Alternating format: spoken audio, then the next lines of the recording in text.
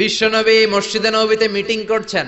In the mean time এক বেদুইন সাহাবী ঢুকছে মসজিদে। সভ্যতার ছোঁয়া তার গায়ে লাগে নাই, তাও উট নিয়ে ঢুকছে। কি নিয়ে? মসজিদে নববীর মাঝখানের পিলারে উট বাইন্দা মসজিদে নববীর মাঝখানে কাম শুরু করছে, মানে পেশাব শুরু করছে। ওমরে ফারুক এরকম পাঞ্জাবির এটা উঠায়, কয় ও নবী আপনি আমারে ছাড়েন। বিশ্বনবী বলেন ওমর দা হু দা, রাখো রাখো, আরে মাঝখানে ডাক দিও না, কাম সারতে দাও। এজন্য বিশ্বনবী বলেছেন খবরদার, কেউ যদি টয়লেটে বসে বাইরে থেকে জোরে ডাক দিও না, আপনার ডাকের চোটে বেড়ার পেশাব বন্ধ হয়ে যাবে। ঠিক কিনা? কেউ টয়লেটে ঢুকে ইচ্ছা করে থাকতে চায় না, বেশি নক করেন না, কাশি দিবেন, ভদ্র হচ্ছে কাশি দিবেন, তাহলে বুঝবে someone is waiting for me outside the washroom. একজন অপেক্ষা করছে, আমার বেরোতে হবে। অনেকে যে ধুম ধুম করে বাড়ি মারে, আসে না নাই? ওই বেড়ার ভিতরে কাম শেষ, জামাও শেষ, পাঞ্জাবিও শেষ। জোরে কোন ঠিক কিনা?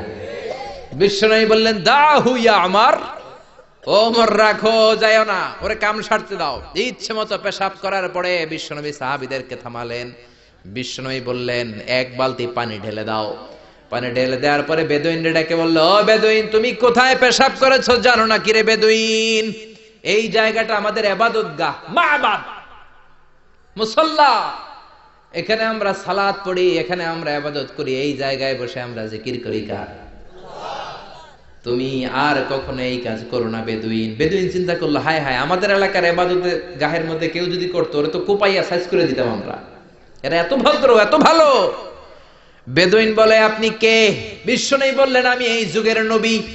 বেদুইন বলল তাহলে আর দেরি কেন, আপনি আমারে পড়ায় দেন লা ইলাহা ইল্লাল্লাহু মুহাম্মাদুর রাসূলুল্লাহ সাল্লাল্লাহু